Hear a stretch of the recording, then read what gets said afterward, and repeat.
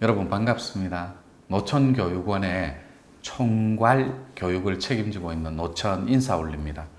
오늘은 8월 말일을 향해 가지만 말미를 사실은 산에는 한두 달 빨리 가을이 찾아들고 가을이 찾아온과 동시에 겨울이 금세 내려앉습니다. 이 내려앉는다라는 표현은 우리가 국립공원 안에 있다 보니까 지리산 국립공원 안에 천왕봉이 여기서 저희들 시야로 흔히 다 보입니다. 그러면 가을 단풍이라든지 첫눈이라든지 산에 천왕봉에 내리는 순간 또 단풍이 깃든 순간에 내려옵니다. 눈이든 단풍이든. 그래서 꼴짜기마다 계절의 길목을 훨씬 더 한두 달 빨리 접할 수 있는 게 산중인이라고 합니다. 그래서 산에 사는 산중인들은 가을이 없이 바로 겨울을 맞이해야 되는 그런 단점이자 이점도 있다라는 거. 그래서 국립공원 내에 사는 건 되게 축복받은 조건이면 틀림이 없습니다. 그래서 저희들은 노천교육원 자체가 지리산 국립공원 안에 있습니다. 지금은 이렇게 변방에서 변두리에서 조그마한 구멍가게를 운영하고 있는 노천이지만 이 노천교육원에서 생산할 수 있는 교육적 컨텐츠와 가치가 전 세계의 뇌교육 사업을 전반적으로 완전히 개혁하고 혁신할 그런 컨텐츠로 저희들은 이미 준비된 시스템으로 지금도 여러분들에게 다가가고 있다는 걸 말씀드리고 싶었습니다.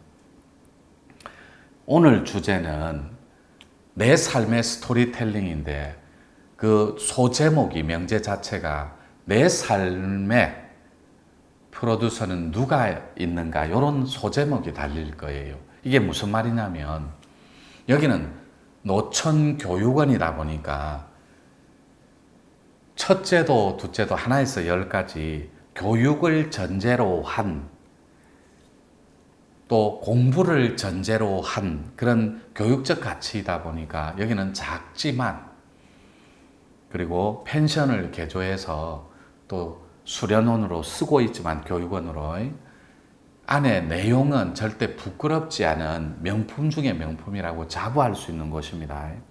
따라서 제가 지금부터 다룰 내용은 밴드의 노천교육원이라는 밴드에 올린 글귀를 또 인용하면서 글을 인용하면서 여러분들을 만날까 합니다. 제가 KNN에서 3강 인문학 강의를 찍을 때 첫 번째 컨텐츠가 여러분 삶에 프로듀스가 있습니까? 이런 거예요. 즉 스토리텔링을 할 만한 드라마틱하고 감동적인 그런 내용이 있습니까? 하고 인문학 첫 강의를 그렇게 일가를 하고 들어갑니다. 여러분 삶의 프로듀스는 누구인가 하고. 그래서 세계 3대 기구의 프로복싱 선수 중에 물론 IBF나 IBO 그건 뒤에 생긴 거예요. IBO는 4대 기구로 들어갔고 WBC, WBA, IBF 이렇게 3대 기구가 있었습니다. IBO는 나중에 나와서 4대 기구가 되는데 최연소 헤비급 그 타이틀을 차지하는 위대한 슈퍼스타가 하나 나옵니다. 전 세계 헤비급 복서 중에.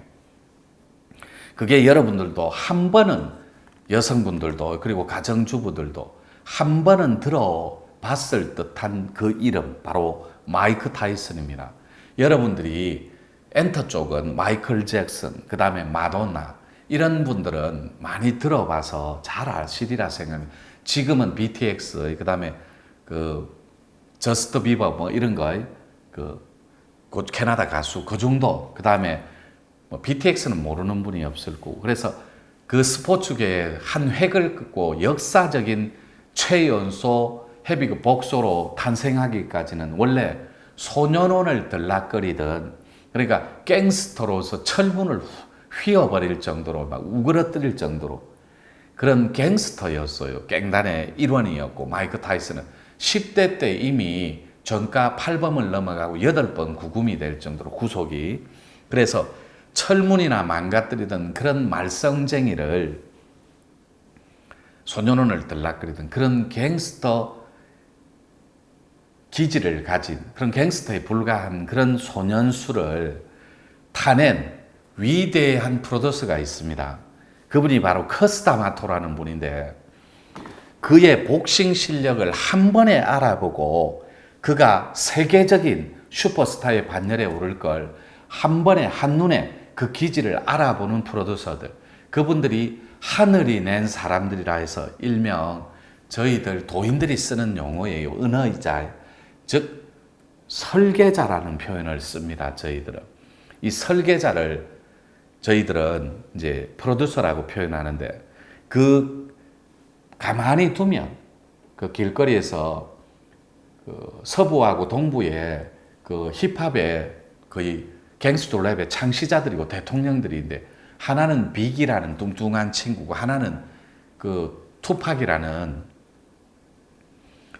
갱스터 랩의 창시자들이에요. 그들도 총 맞아 죽습니다. 아마도 마이크 타이슨도 그런 말썽쟁이였고 사고뭉치였다면 분명히 길거리에서 총 맞아 죽었을 거예요.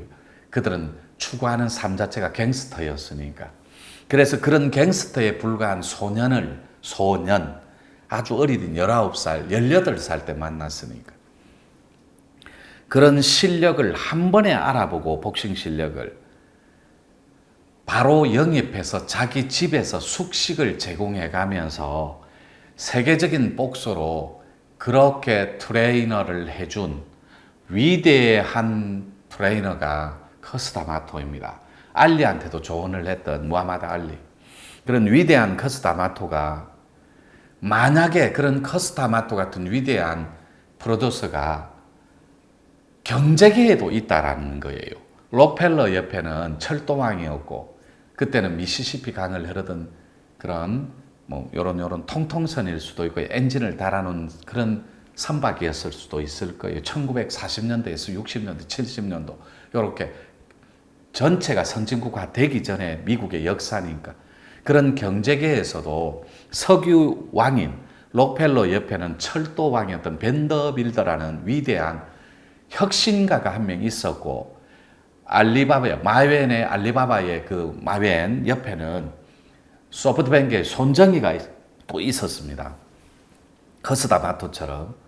그렇게 이렇게 옆에서 사람의 됨됨이와 기질을 알아보고 지구를 혁신할 수 있는 위대한 위치에 오를 수 있는 상품이라는 걸, 그리고 그런 물건이라는 걸, 물건은 사람을 말합니다. 절집에서도 어디서 온 물건인고 이렇게 표현하는 맥락과 같은 거예요. 그래서 이 사람, 그러니까 저 노천교육원을 창시하고 기업 컨설턴어이나 또 정치 컨설턴어이자 여러분들 대중성을 띈 알부자 컨설턴어라는 직업을 갖고 있으면서 또 위대한 사상가고 위대한 대도인의 역할에 있는 노천임에도 불구하고 인지도 면에서 많이 안 알려진 건 사실이에요.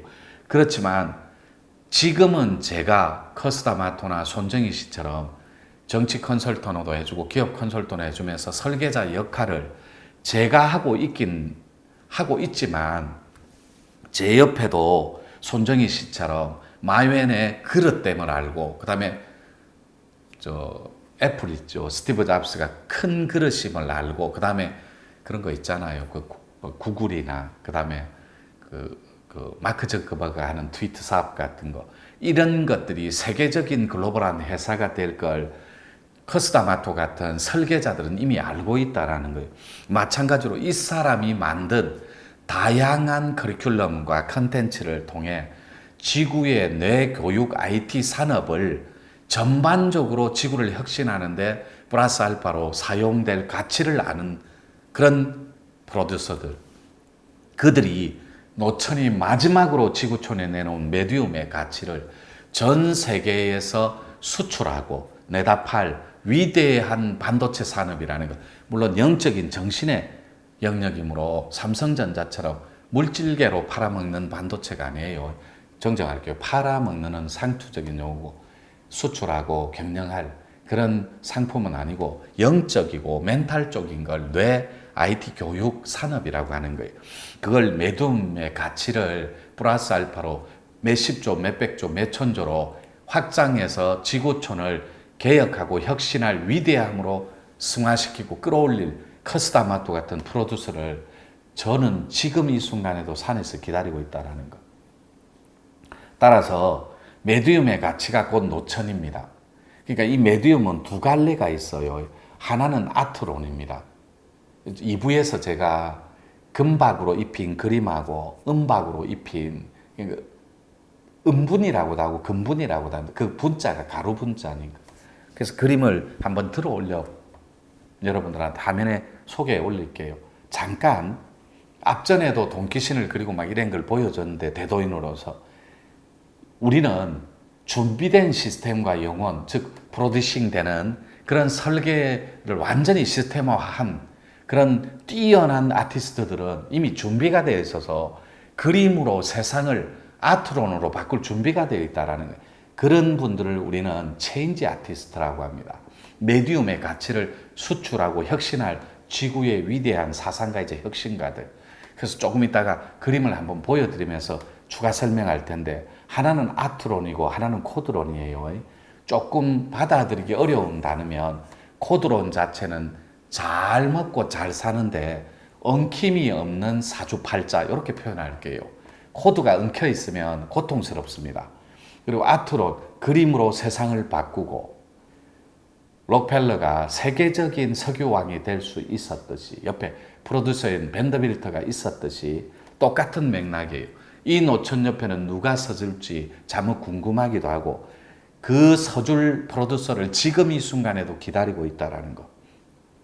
이렇게 정리해서 내 삶의 프로듀서는 누구인가 이렇게 일부를 전제로 해서 제목 이렇게 달 겁니다. 이렇게 해서 1부 잠깐 쉬었다가 또 물 한 잔 마시고 2부 바로 인사 올리겠습니다. 1부 쉬겠습니다.